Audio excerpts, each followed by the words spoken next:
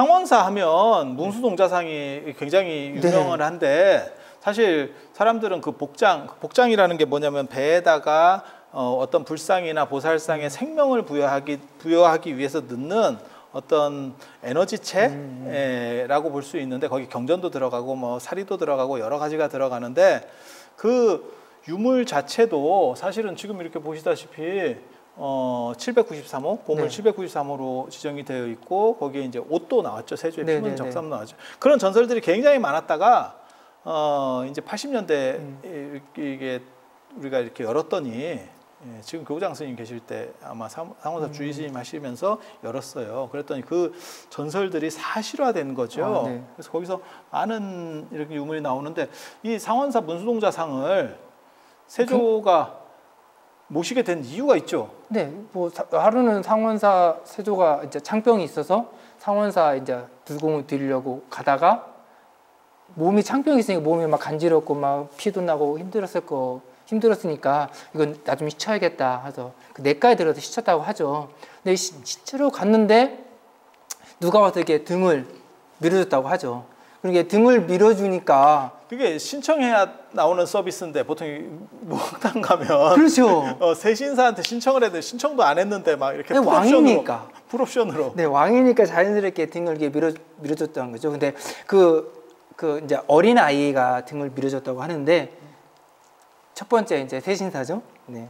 그 왕을 밀어줬는데 그 세조가 왕의 옥체를 일반 서민들에게 보여줄 수 없으니까 그 어린 아이한테 말하기를 너 어디 가서 왕의 옥체를 봤다고 얘기하지 말아라 하니까 이제 그 어린 아이가 돌아가면서 하는 말이 그러면 당신은 어디 가서 문수보살이 당신을 이렇게 밀어줬다고 말하지 말라고. 문수보살 쪽팔렸을 거예요. 등 밀었으니까. 그런가요?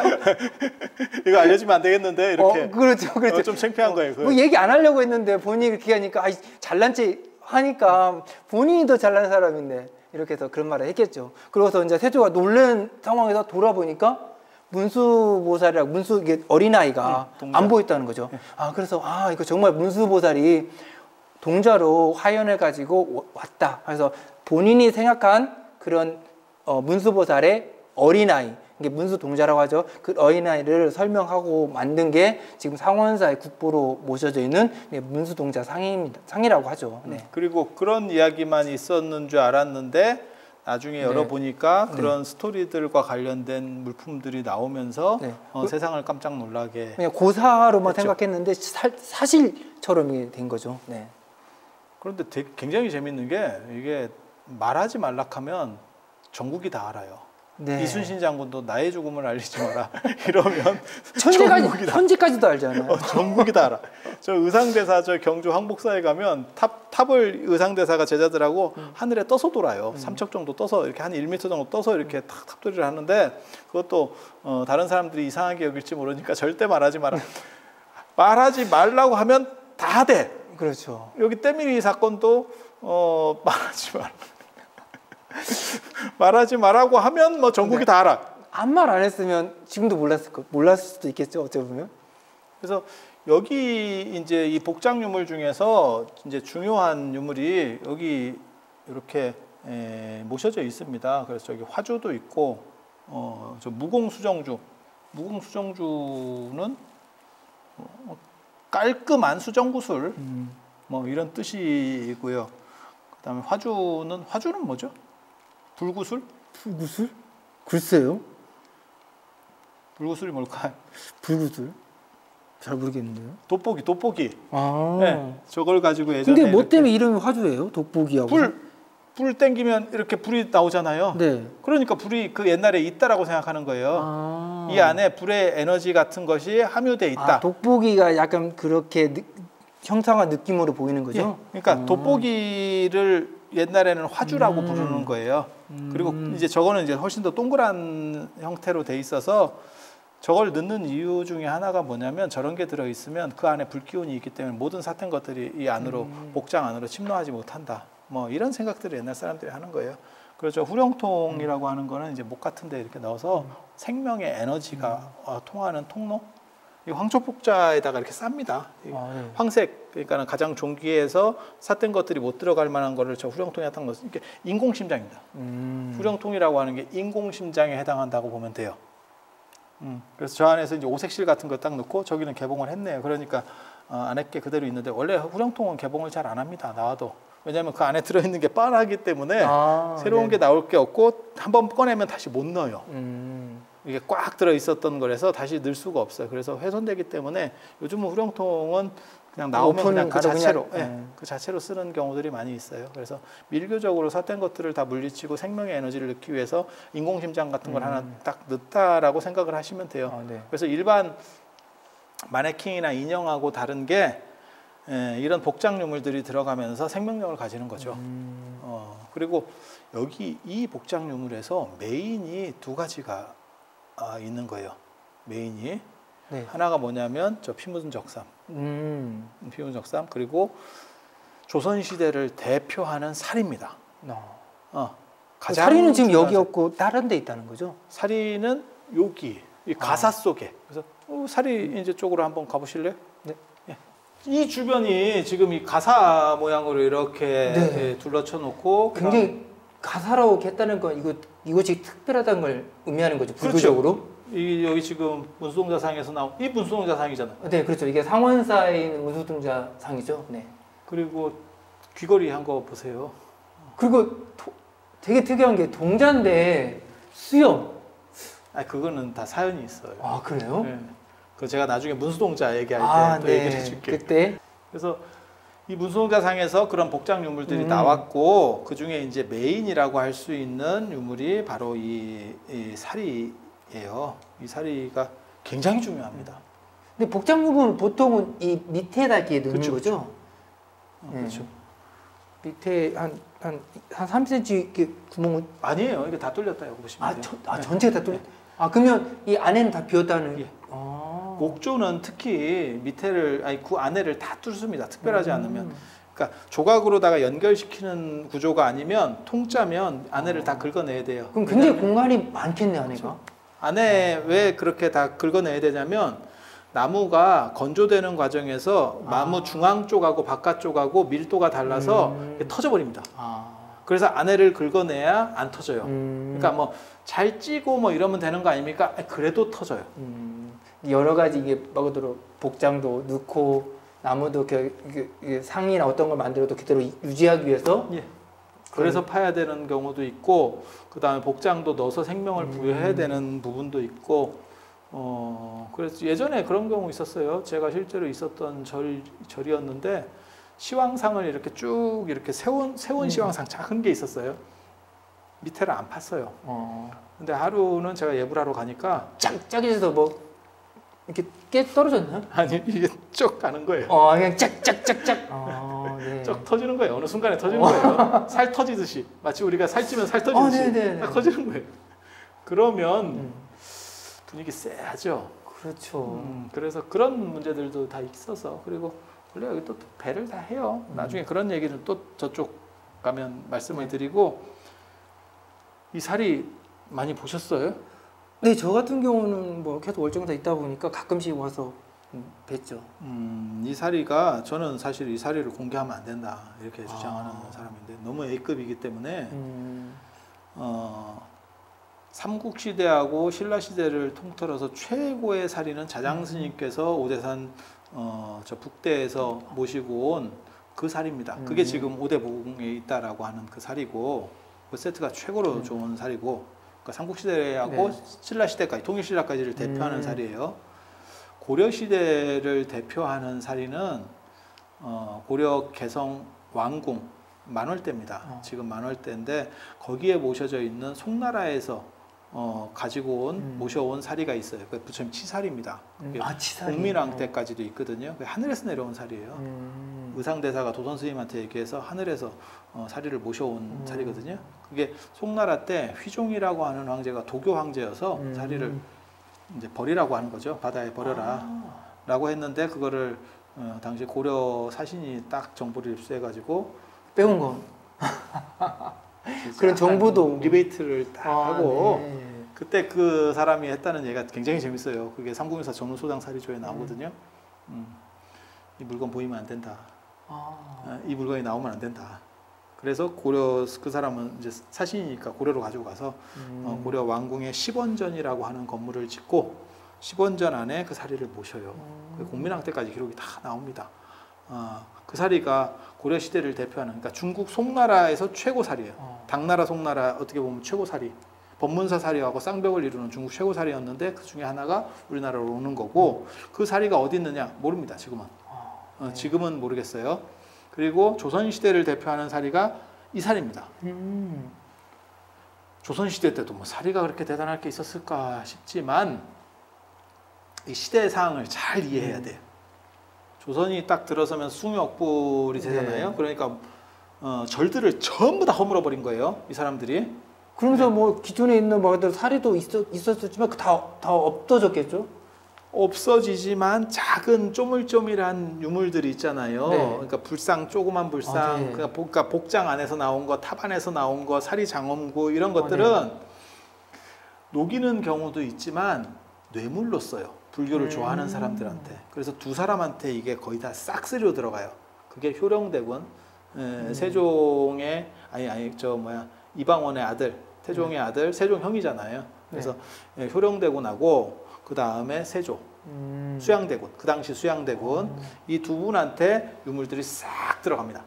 그분들 굉장히 불교적 유물을 좋아했나 봐요. 그분들은 불교를 좋아하니까요. 그래서 제가 그런 얘기하는데 효령대군 무덤하고 이 세조 무덤 거기를 만약에 열기만 하면 엄청난 불교 유물이 나올 수 있다는 불교사를 거죠. 새로 쓸 거다. 그 정도 유물이 있을 거다. 왜? 그 아들들은 또 이게 그렇게까지도 불교적이지 않거든요. 그러니까 아버지 좋아하시면 대부분 다 묻어줬을 겁니다. 같이 아버지 가실 때 다 가지고 가시지요. 이렇게 했을 확률이 굉장히 높거든요. 당신 좋아하니까 가져가십시오 이런 것도 있고. 세조의 원찰이 상원사잖아요. 네네. 그러면 세조가 여기서 자기가 창병도 났고 뭐 이런 스토리들이 많기 때문에 이런 사연이 벌어지면 당신이 가지고 있었던 그 당시 수집하고 있었던 컬렉션 중에서 최고급 사리를 모셨을 거라고 추정하는 거예요. 그렇겠죠. 네.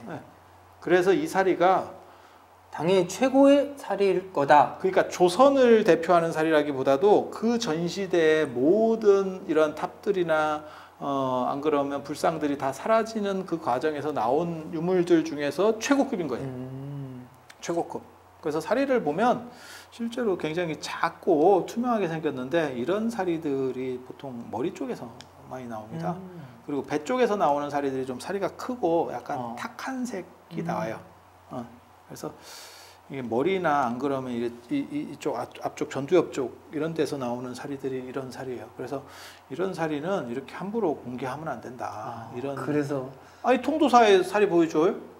한 번도 못 본 것 같아요. 중대에서 우리가 사리 보여줘요? 못 봤습니다. 이따 카드라. 원래 최고급 유물들은 그 다음에 그런 성물들은 카드라로 가는 거예요. 카드라로. 원빈 모릅니까?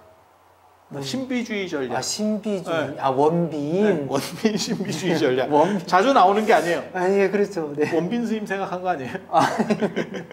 원빈 딱 뭐 이렇게 일 있을 때만 딱 나오고 네, 안 나오잖아요. 그렇죠. 그래서 이렇게 상시 나오면 사람들이 시기성을 인지하지 못하죠. 걸 잘 판단을 못해요. 네. 그래서 이렇게 계속 공개하는 게 맞을까? 그래서 보통 때는 저쪽 수정구슬 3개 그거 좀 갖다 놓고 그거 수정구슬이 살이라고 하면 사람들 믿을 거예요. 저도 믿지 않을까 싶네요. 모르면. 사리는 뭐 1년에 한 번 정도나 공개를 하고 개인적으로 그냥 그런 생각이. 네. 그래서 이런 영상들을 보시는 분들은 여기 와서 절하시고 기도하시면서 이 영험을 많이 받으실 수 있으면 하는 생각을 가져봅니다. 그러니까 세조 컬렉션 중에서 최고. 그러니까 지금도 그렇지 않을까? 우리나라에서 가장 좋은 문화재 하면 아마 리움에서 그러니까 삼성 컬렉션 중에서 최고가 어떻게 보면 물론 뭐 국립박물관에 있는 것 같지는 않겠지만 그게 최고급 들어가는 거는 당연할 거거든요. 그래서 여기도 마찬가지예요. 세조 컬렉션 중에서 최고의 사리가 이 상원사에 모셔졌다. 그리고 그 사리가 바로 이 사리다. 새롭게 보이죠? 네. 좀 이렇게 얘기 듣고 보니까 더욱더 보게다는 생각이 드네요. 예, 그런 생각을 가지셨으면 뭔가 좋은 일이 생기실 거예요. 네. 자, 이게 이제 문수보살상, 문수동자상에서 네. 이 같이 나온 거예요. 네. 그래서 이걸 통해서 이제 뭐 환부 같은 것도 알 수 있거든요. 스님 네. 이렇게 보시면 세조가 그 당시에 어디에 창병이 있었는지 한번 목 쪽이랑 손 쪽이랑 여 밑에 부분이 그걸 어떻게 알 수 있을까요? 그 검정 부분이 혹시 피가 아닐까 싶어서요. 이걸 성분을 조사를 했더니 네. 피고름이라는 게 나중에 나왔습니다. 성분 검사까지 예, 예, 한 예. 건가요? 예. 어. 그리고 원래는 이거보다 환부가 더 컸어요. 근데 이걸 전시하는 과정 뭐 이런 데서 점점 이게 빛에 의해서 좀 날아가서 많이 좀 줄어든 겁니다. 그래서 여기 지금 전시되어 있는 거는 이제 보건품이고 진품은 이제 수장고에 네. 따로 보관을 해놨죠. 세조 오신 지는 어떻게 할까요? 그 복장 유물 안에 있었으니까. 그래도 이름이 써 있는 거 아니잖아요. 이거 세조 거임 뭐 이렇게 써 있는 거 아니잖아요. 저 창병이었기 때문에 그 피가 옷에 피가 묻을 일은 별로 없지 않나요? 맞아요. 네. 그래서 피 묻은 옷이 들어가 있다는 것도 굉장히 희한한 일이고 복장이면 성스러운 데인데 피고름 묻은 거를 넣어놨다는 것도 웃기는 일이고 그 다음에 스토리 아구도 맞고 또 뭐가 있냐면 이게 이제 비단이잖아요. 그렇죠. 예전에는 비단실의 옳기 가늘기에 따라서 신분이 틀려져요. 그렇죠. 네.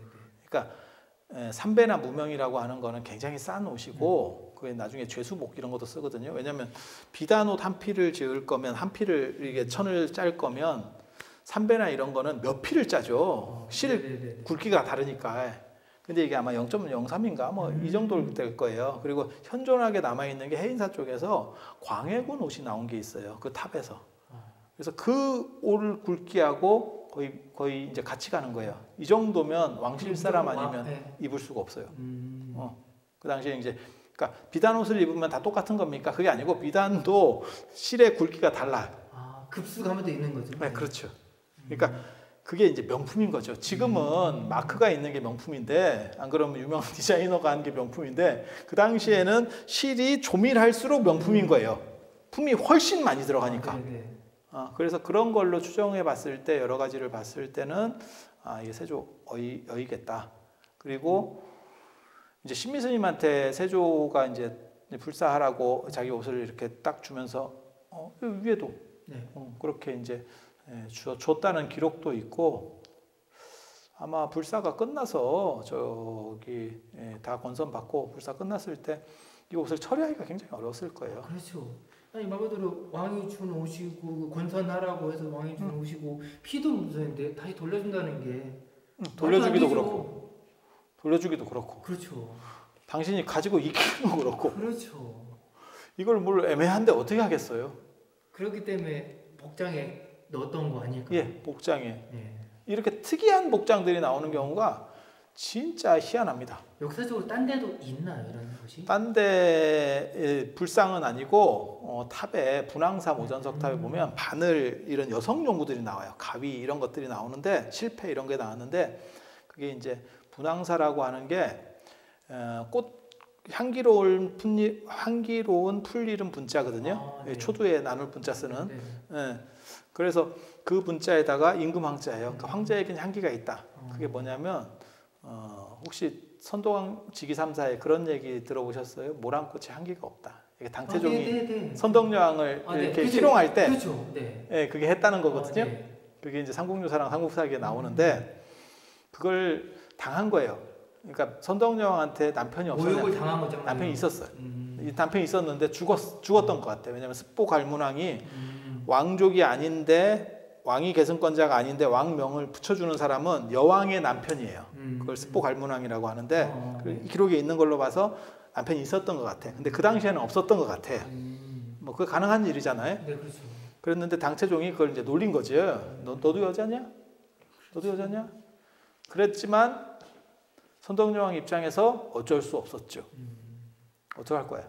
그렇죠. 훨씬 센데. 그 힘으로 밀리는데. 그래서 이 선덕여왕 같은 경우 그것 때문에 왕권이 흔들리기 시작해요. 대신들이 그것도 귀족들이 그렇게 모욕을 당했는데 거기 대응하지 않았다. 그렇죠. 함부로 못 움직이니까 이게 좀 우스워 보이는 거죠. 그러니까 잠룡들이 이제 막 치고 올라오기 시작하는데 그때 선덕여왕이 불력을 이용해서 그러니까 부처님을 이용해서 그걸 안정시키기 위해서 만든 게 분황사예요. 황제에겐 향기, 황제는 거기서 자기예요. 나는 향기 있는 여자예요. 그러면서 그 탑에다가 여성용품을 넣은 거예요. 자기가 쓰던 물건들을 넣은 거예요. 그런데 반지꼬리들 이렇게. 네, 바늘, 금바늘 뭐 이런 것들이 나옵니다. 그러니까 그 스토리하고 굉장히 잘 맞죠. 굉장히 잘 맞죠. 네, 여기도 지금 딱 그렇게. 그래서 특이한 유물이 나오는 경우가 진짜 특이한데 신미스님이나 아니면 항렬 스님이 넣겠죠. 요 마지막 할 때. 근데 이걸 넣음으로 인해서 이런 그 견직물이 시간을 이렇게 거슬러서 내려온다는 게 거의 불가능합니다. 그냥 상온에서 놔둬도 이런 비단 물건들 같은 경우는 그냥 다 사라져요. 사가서 없어져. 그런데 타임캡슐에다 넣은 거죠. 복장이라고 하는 게. 게다가 거의 밀봉식으로 되는 거잖아요. 복장이라는 게. 복장을 그냥 넣는 게 아니고 여기 상이 비어 있잖아요. 네. 여기에 꽉 채웁니다. 그래서 한 번 열면 그만큼을 다시 못 넣어요. 네. 너무 꽉 채워놔서. 네. 그래서 거기서 나온 말이 복장 터진다. 확실한 건가요? 예, 그건 진짜예요. 그건 진짜예요. 복장 터진다. 한 번 터지면 다시 안 되는 거예요. 김밥 옆구리 터진다 하고는 달라. 회복이 되지 않으니까. 네. 복장 터진다가 거기서 나오는 말이거든요. 그래서 이 오다고 그 다음에 저 사리가 메인 유물이고 이 외에도 지금 이 경전들이 있는 거죠. 네. 그리고 저 의숙공주가 세조 이제 딸인데 아들을 못 낳았어요. 그래서 거기 이제 묻어가서 발원문을 넣고 아들 좀 낳게 해주세요. 이런 그러니까 문수 동자상이니까. 그렇죠, 동자. 그 총명한 아들을 나도 하나 낳았으면 좋겠다. 우리도 그것도 아닌가요? 오대산에 어차피 자장 스님과 관계가 있으니까 그거 역사적으로 들었을 거 아니에요. 그럼 자장 스님이 그 관세보살께 부모님이 해가지고 자장 스님을 낳았으니까. 아니 근데 아들 없는 입장에서는 생각을 해보면 머리 좋은 아들 나오면 참 좋지 않을까요? 그렇죠. 그러니까 문수동자 같은 아들이 나왔으면 참 좋겠다. 그러니까 우리도 자꾸 월정사나 오대산에서 자꾸 뭐 공부, 뭐 합격 이런 것만 얘기할 게 아니고 아들 이것도 사실 한번 얘기를 해야 돼요. 저게 지금 그 유물이 직접 있는데 그게 의숙공주 발원문이에요. 그리고 이런 경전들도 저게 다 들어있고. 그래서 이런 발원 얘기들, 그 다음에 경전들 이렇게 복장에 가득 차 있다가 어느 순간 탁 열려서 보물이 되는 거죠. 그러니까 동자상은 국보, 안에 복장은 보물. 전문 용어로 일타쌍피라고. 뭘 또 감탄을 해.